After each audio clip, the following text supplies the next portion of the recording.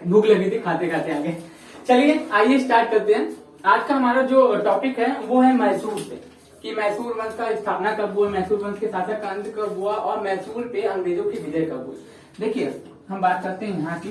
सबसे पहले यहाँ पे जो इलाका था, आप देख रहे हैं आंध्र प्रदेश वाला जो इलाका था, यहाँ पे पहले कौन था, विजयनगर साम्राज्य था। विजयनगर साम्राज्य था और यहाँ पे बहमनी वंश का शासक था। बहमनी वंश का शासक था।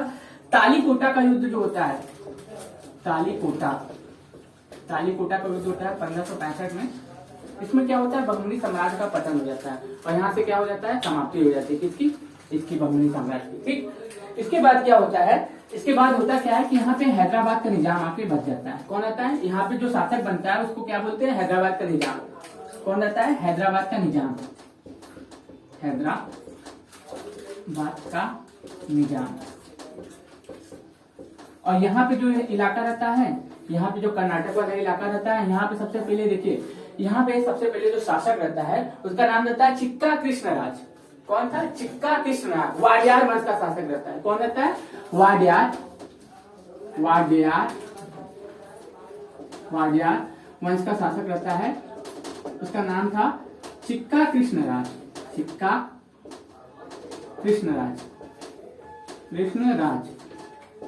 इसके दो सेनापति रहते हैं, दो शासक इसके बाद जो बनते हैं, इसके जो सेनापति रहते हैं उसके बाद वही शासक बनते हैं, नंदराज और देवराज। कौन रहते हैं, नंदराज और देवराज। कौन रहता है, नंदराज और देवराज। उत्तर में तो मुगल शासक शासन कर ही रहे हैं। अभी तो 1565 भी है ना भाई, तो अभी क्या है, उत्तर में मुगल आए हैं, धीरे धीरे साम्राज्य को स्थापित कर रहे हैं और यहाँ पे मराठा शासन कर रहे हैं। ऊपर में मराठा है, नीचे में मैसूर में कौन है, चिक्का कृष्णराज शासन कर रहे हैं। इनका एक सेनापति रहता है जिसका नाम रहता है हैदर अली। इनका एक सेनापति रहता है हैदर अली, जो बाद में 1760 में शासक बनता है। कब बनता है, 1760 में ये शासक बनता है। अब देखिए होता क्या, चिक्का कृष्णराज के जो सेनापति रहते हैं उसके बाद धीरे धीरे ये लोग शासक बनते हैं। तो हैदर अली इनकी हत्या करके 1760 में यहाँ का शासक बनता है। कहाँ का, यहाँ का, मैसूर का। 1760 में उनकी हत्या करके मैसूर का शासक बनता है। और हैदर अली के बारे में थोड़ा बहुत बातें जान लेते हैं। 1722 में इसकी जन्म हुआ था। 1722 में इसका जन्म हुआ था। हैदर अली का जन्म 1722 में हुआ था और 1782 में इसकी मृत्यु हो गई थी। चलिए थोड़ा तेज चल रहे हैं, आपको पहले रिवीजन कराते हैं। देखिए आंध्र प्रदेश वाला जो इलाका था, हैदराबाद वाला, वहां विजयनगर साम्राज्य था। पहले विजयनगर साम्राज्य था, वहां पे बहमनी वंश का शासन चल रहा था। तालीकोटा के युद्ध में बहमनी साम्राज्य का पतन हो गया और हैदराबाद में निजाम शासक करने लगे। कर्नाटक वाला जो इलाका था वहां पे वाडियार वंश का शासन आया। कौन सा वंश, वाडियार वंश का शासन आया और वहां के जो शासक बने वो थे चिक्का कृष्णराज, जो उसकी स्थापना किए थे। तो उसके बाद दो शासक बनते हैं, नंदराज और कृष्णराज के बाद अगला जो शासक बनता है उसका नाम रहता है हैदर अली, क्योंकि इनकी हत्या करके नंदराज की तो क्या करता है, यहाँ का शासक बन बैठता है 1760 में। और 1760 में शासक बनता है और 1722 में इसका जन्म होता है हैदर अली का। 1782 में इसकी मृत्यु हो जाती है। इसके बाद इसका पुत्र आता है जिसका नाम क्या रहता है, टीपू सुल्तान। अब इसको क्या करते थे ना, इसको जो थॉमस मुंडो था बोलता था परेशान आत्मा बोलता था, क्योंकि हमेशा कुछ ना कुछ उत्पाद मचाया रहता था। क्या किया था, ये जैकोबिन्स का क्लब का मेंबर बना था, जैकोबिन क्लब का मेंबर बना था। और क्या नाम है, प्यार का पौधा, हाँ प्यार के पौधा ही बोलते हैं, उसका वृक्ष लगाया था। कौन, ये टीपू सुल्तान प्यार का पौधे का वृक्ष लगाया था। और देखिए ये तो बैकग्राउंड था तो आंग्ल मैसूर युद्ध का, कि सबसे पहले आंध्र प्रदेश में विजयनगर साम्राज्य का पतन होता है। तालीकोटा के युद्ध में क्वेश्चन पूछता है कि तालीकोटा के युद्ध में किसका पतन हुआ, तो याद रखिएगा बहमनी साम्राज्य का पतन हुआ था 1565 में। और उसके बाद कर्नाटक वाला जो इलाका रहता है वहां पे वाडियार वंश का शासन रहता है। वाडियार वंश के दो शासक रहते हैं, इसका नाम रहता है चिक्का कृष्णराज जो स्थापना करता है। उसके बाद दो शासक बनते हैं, नंदराज और देवराज। फिर नंदराज की हत्या करके हैदर अली क्या बनता है, वहां का शासक बनता है 1760 में। 1722 में इसका जन्म होता है। 1782 में द्वितीय आंग्ल मैसूर युद्ध में इसकी मृत्यु हो जाती है। अब देखते हैं कि जो आंग्ल मैसूर युद्ध हुए थे वो कौन कौन से टाइम हुए थे और कौन कौन शासक था। अब हमारे लिए इंपॉर्टेंट ये है कि चारों युद्ध जो हुए थे, 4 आंग्ल मैसूर युद्ध होते हैं, तो चारों आंग्ल मैसूर युद्ध के बारे में अच्छे से समझते हैं ताकि हमसे कोई क्वेश्चन पूछे तो हम उसके बारे में बता सके। अब देखिए सबसे पहला बात कि 4 आंग्ल मैसूर युद्ध हुए थे। 4 आंग्ल मैसूर युद्ध हुए थे। 4 आंग्ल मैसूर युद्ध हुए थे। अब देखिए एक मैप बना लेता हूं मैं। फिर यहाँ पे जो शासन रहते हैं वहां पे निजाम रहता है, निजाम। यहाँ पे जो शासन रहता है मैसूर वाला, कर्नाटक वाला इलाका, यहाँ पे कौन रहता है? हैदर अली रहता है, हैदर अली। और यहाँ पे जो शासन रहते हैं वो मराठा रहते हैं, महाराष्ट्र वाला इलाका मराठा। ये जो यहाँ पे शासन करते हैं ये रहते हैं मराठा। अब देखिए हैदर अली, मराठा, निजाम, ये तीनों अंग्रेजों से परेशान थे, क्योंकि अंग्रेजों ने अभी थोड़े दिन पहले ही क्या की थी, 1764 में ही बक्सर विजय की थी। अंग्रेजों ने 1764 में ही बक्सर विजय की थी।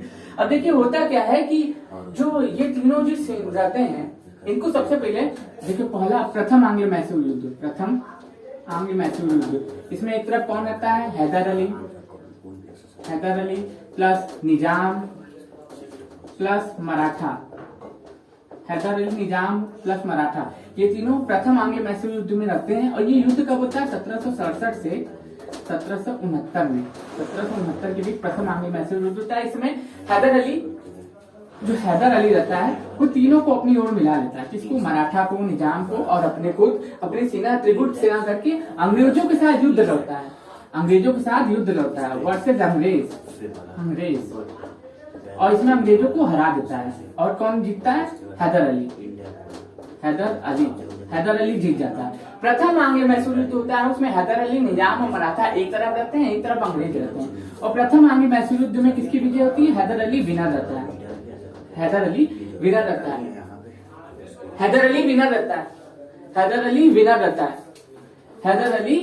रहता है। और होता क्या है कि आप देखेंगे कि प्रथम आंग्ल मैसूर युद्ध में हैदर अली विनर रहता है। उसके बाद प्रथम संधि जो होती है मद्रास की संधि होती है, मद्रास की संधि होती है।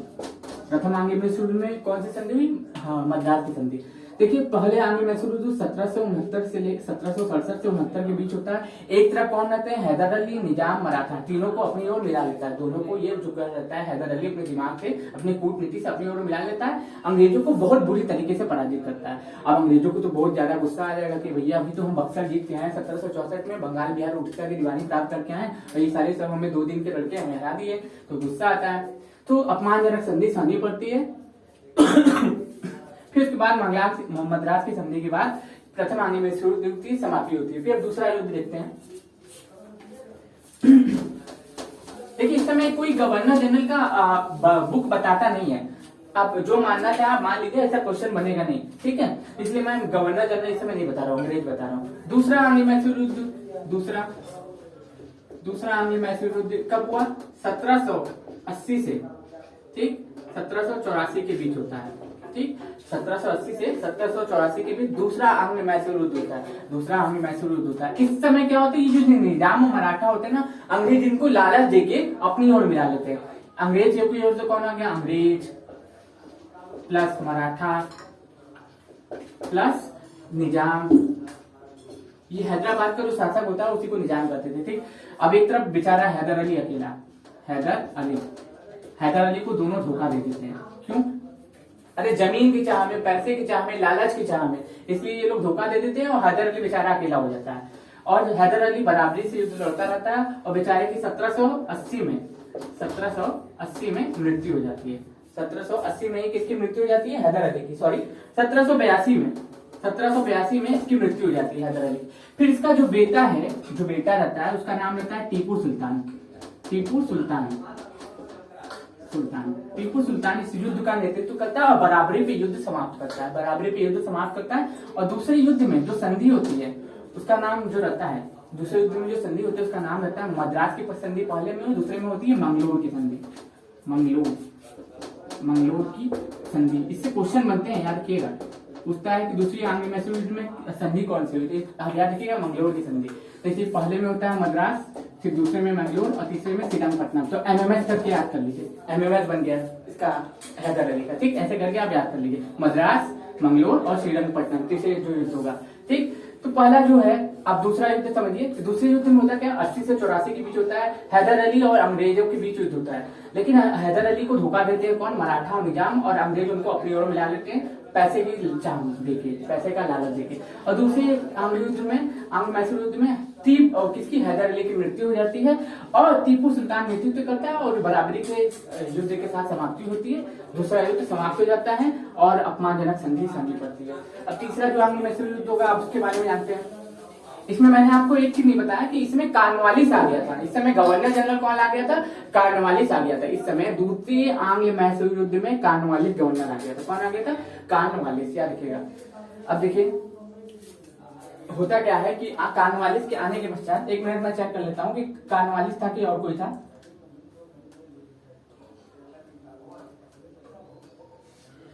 नहीं, वॉरेन हेस्टिंग्स था, याद रखिएगा, वॉरेन हेस्टिंग्स था। द्वितीय आंग्ल मैसूर युद्ध में कौन था, वॉरेन हेस्टिंग्स था। कौन था, वॉरेन हेस्टिंग्स था। कौन था, वॉरेन हेस्टिंग्स था। वॉरेन हेस्टिंग्स था दूसरे आंग्ल मैसूर युद्ध में।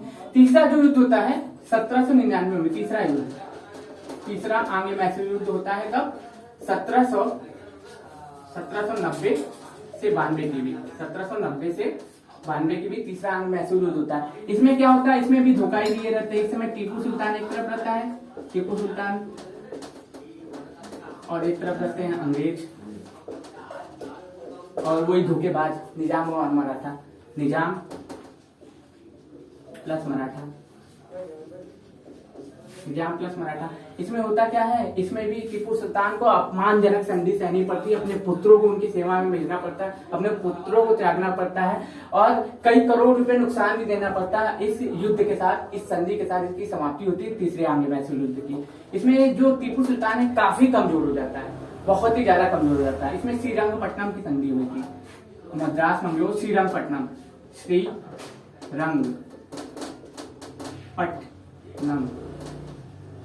श्रीरंगपट्टनम की संधि हुई थी। क्या होती, श्रीरंगपट्टनम की संधि हुई थी। तीसरा आंग्ल मैसूर युद्ध कब हुआ था, 1790 से 92 के बीच हुआ। टीपू सुल्तान एक तरफ, अंग्रेज एक तरफ, निजाम मराठा ने उन्होंने साथ दिया था। किसका, निजाम और मराठा ने अंग्रेजों का साथ दिया था। धोखेबाज निजाम और मराठा और पैसे की चाह में मिल गए थे। और इस युद्ध में विजय के बाद अंग्रेजों ने क्या किया, कुछ जमीन उनको दे दिया, कुछ पैसे दे दिए इन लोगों को, ये भी खुश वो भी खुश।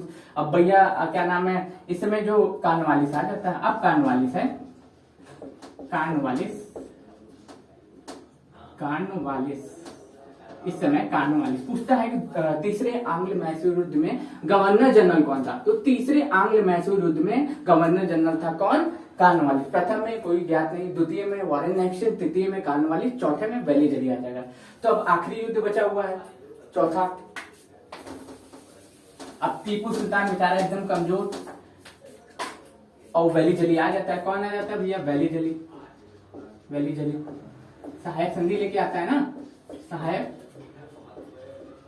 संधि बोलता है टीपू सुल्तान को कि सहायक संधि अपना लो। तो टीपू सुल्तान भैया स्वाभिमानी आदमी हो, कैसे क्या नाम है सहायक संधि स्वीकार लेगा, बोला नहीं करेंगे, जो करना है वो कर लो। भैया टीपू सुल्तान है भैया अकेले।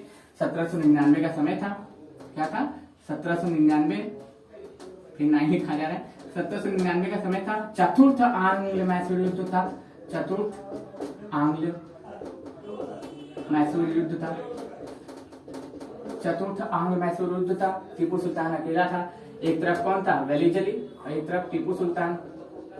टीपू बेचारा हार जाता है, मृत्यु हो जाती है। इसी युद्ध के साथ हैदराबाद ये जो हमारा मैसूर वाला इलाका था, यहाँ पे सहायक संधि थोप दी जाती है, किसी द्वारा, वेलीजली के द्वारा। इसमें कोई संधि होती नहीं है, कोई बचेगा ही नहीं। पहले में मद्रास की संधि, दूसरे में मंगलोर की संधि, तीसरे में श्रीरंगपट्टनम की संधि। पहले में गवर्नर जनरल कौन था, पहले में कोई ज्ञात नहीं, दूसरे में वॉरेन हेस्टिंग्स, तीसरे में कौन था, कार्नवालिस। और चौथे युद्ध में, ये जो चौथा युद्ध है, इसमें वेलीजली आ जाता है। टीपू सुल्तान को बोलता है भैया सहायक संधि अपनाओगे कि नहीं, कि भिड़ोगे। तो बोला भैया भिड़ेंगे, तुम्हें जो करना हो कर लो। भैया टीपू सुल्तान सब हार ही चुके हैं, सब कोई चुके हैं। और होता क्या है, 1799 में टीपू सुल्तान के साथ वेलीजली की युद्ध होती है और दोनों के बीच क्या होता है, टीपू सुल्तान के पराजय, उसकी मृत्यु हो जाती है और सहायक संधि कर्नाटक यानी मैसूर वाले इलाके में थोप दी जाती है। यही आंग्ल मैसूर युद्ध की कहानी आपको बतानी थी और इनसे 100% क्वेश्चन बनते हैं, क्योंकि जो मैसूर वाला इलाका है ना, इसमें समृद्ध है। आप जानते हैं कि वहीं भी आपको मिल जाएगा साइंस सिटी भी मिल जाएगा, वहीं पे आपको बैंगलोर वाला इलाका भी मिल जाएगा, वहीं पे इसी वाला इलाका भी मिल जाएगा। तो वहाँ का इतिहास जानना हम लोगों के लिए बहुत जरूरी है। तो उसको आप याद रखे रहिएगा, आप इसका नोट्स बनाते हुए पढ़ लीजिएगा, जो समझ में आया उनसे पूछिएगा। तो आशा करता हूँ आपको वीडियो समझ में आया होगा। अगर समझ में आया तो लाइक करें, सब्सक्राइब करें और चैनल को आगे बढ़ाएं। धन्यवाद।